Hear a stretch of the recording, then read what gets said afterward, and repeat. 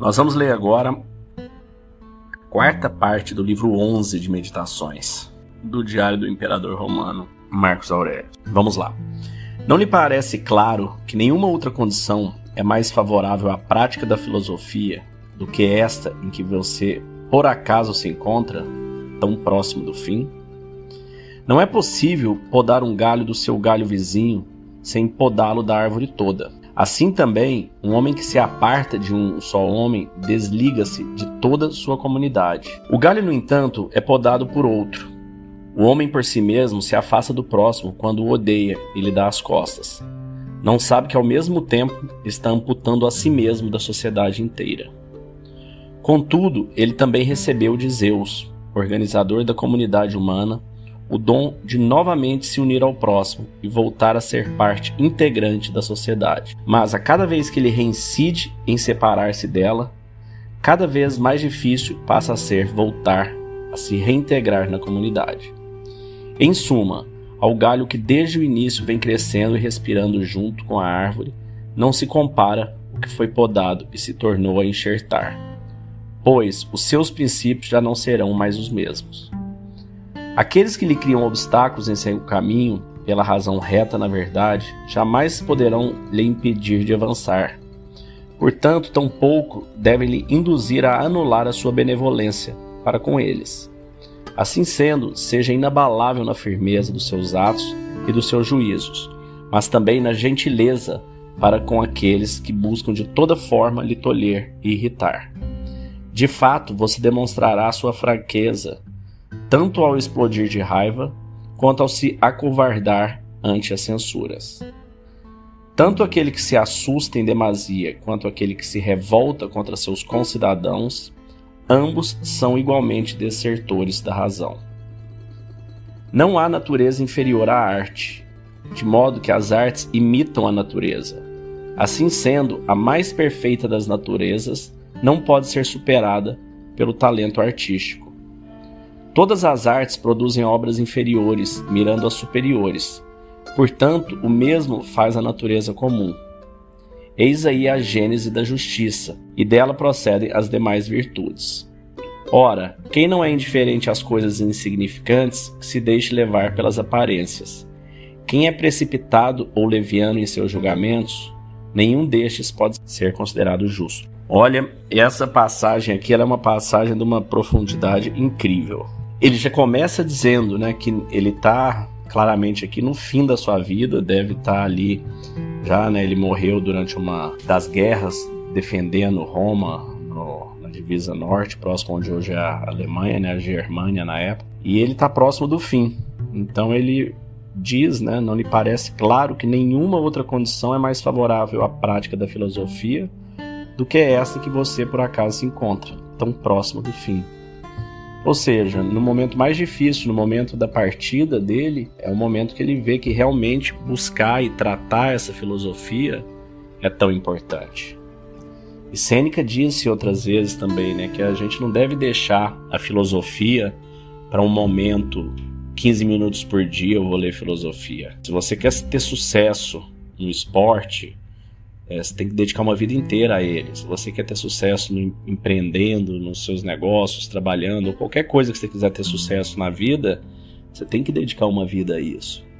E se você quer ter sucesso como um ser humano melhor, evoluindo espiritualmente, evoluindo o seu conhecimento, não dá para deixar 15 minutos no final do dia ler um trechinho apenas. Você tem que mergulhar, porque você tem que viver o seu dia todo pautado nesses conceitos que você acredita que são os corretos. Essa é uma das razões pela qual eu resolvi fazer esse podcast todos os dias. Então nós estamos no episódio 176, eu ainda não falhei nenhum dia, para exatamente me forçar a passar algumas horas por dia envolvido com aprender essa filosofia que tem me encantado tanto. Bom, e ele segue aqui, né, com o conceito de simpatia, de como nós somos todos conectados, todos nós fazemos parte de um todo. Muitas religiões, muitos dogmas dizem a mesma coisa, que Deus é uno, nós somos parte de Deus, nós somos parte da imagem e semelhança ou de um todo, cada um interpreta de uma maneira, Mas o fato é que nós estamos todos conectados. E ele está dizendo exatamente isso, né? Você não arranca um galho da árvore sem desligá-la. Assim como se você abandonar a comunidade, mesmo que você tenha raiva de alguém, você está abandonando. Então isso você pega desde Jesus, né? Que disse, seus momentos finais, perdoe-lhes, Senhor, eles não sabem o que fazem.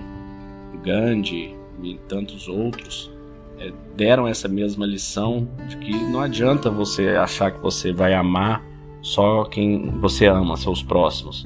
Você tem que diminuir, acabar, né? Diminuir não, você tem que acabar com o ódio contra qualquer pessoa. Porque por pior que ela seja, que ela se comporte, ela está fazendo isso por desconhecer uma forma melhor de fazer. Então ela está em outro momento da evolução diferente do seu e não tem por que a gente ter raiva de ninguém. Por mais que seja praticamente impossível fazer isso, né? Na hora que você olha para uma política, por exemplo, você vê tanta sacanagem, né, que é feita contra os cidadãos, é muito difícil você não ter essa raiva toda de quem faz isso. Mas se você parar para pensar, nós todos estamos vivendo aqui e temos que aprender no cenário que nós estamos vivendo, independente de qual seja ele, né? Por pior que pareça que está hoje, imagina que há 500 anos atrás estava bem pior. Então a evolução ela é lenta, muito mais lenta do que a gente gostaria que fosse. Então aqui ele fala, né?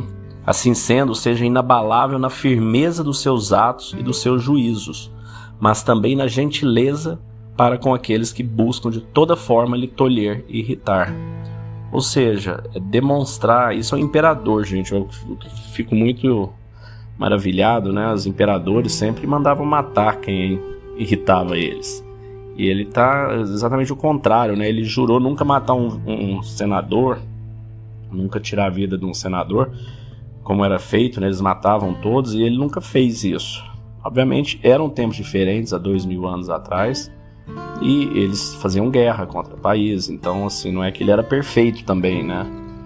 Tinha escravos, era um outro momento de evolução humana, mas percebam que mesmo nesse momento de evolução humana, ser há 2000 anos anterior ao que nós estamos vivendo hoje, presta atenção nesse conhecimento dele, nessa sabedoria, nessa profundidade que ele tinha, que tantos de nós hoje, 2000 anos depois, não conseguimos ter nesse nível. Aqui, por fim, o último parágrafo, né? Não há natureza inferior à arte. Isso aqui tem muito do República de Platão, é um texto narrando uma conversa de Sócrates sobre uma república perfeita, uma república ideal. E o que eu acho muito interessante nesse texto, no conceito de Sócrates e Platão ali daquela época, é que eles falavam do mundo das ideias, né? Para quem é espírita, fala no mundo desencarnado, para quem é cristão, católico, no paraíso, e cada um tem a sua visão, o seu conceito do que é após a morte. E Platão e Sócrates falavam no mundo das ideias, que no mundo das ideias tudo é perfeito. No mundo das ideias tudo é o melhor que o ser é. Ele dá um exemplo dizendo que, por exemplo, uma cadeira no mundo das ideias é uma cadeira perfeita. E aqui na Terra a gente tenta fazer uma cadeira e ela nunca vai ser perfeita. Ela sempre vai tentar se aproximar daquela cadeira perfeita. E acreditavam também que nós, vindo do mundo das ideias, ou de onde você queira chamar, nós temos uma alma perfeita. Nós somos a imagem e semelhança de Deus e a gente vem nessa terra, a gente vem nessa vida para relembrar essas questões. Porque a gente já sabe lá dentro, então tudo que a gente faz é relembrar. Vem muito do que Michelangelo disse, né? Que as estátuas, elas sempre estiveram naquela rocha, ele simplesmente removeu os excessos. Então o que a gente está aqui na nossa missão nesse momento é remover os excessos, é polir esse cristal que é a nossa alma, que é nosso espírito, e evoluir a cada dia mais.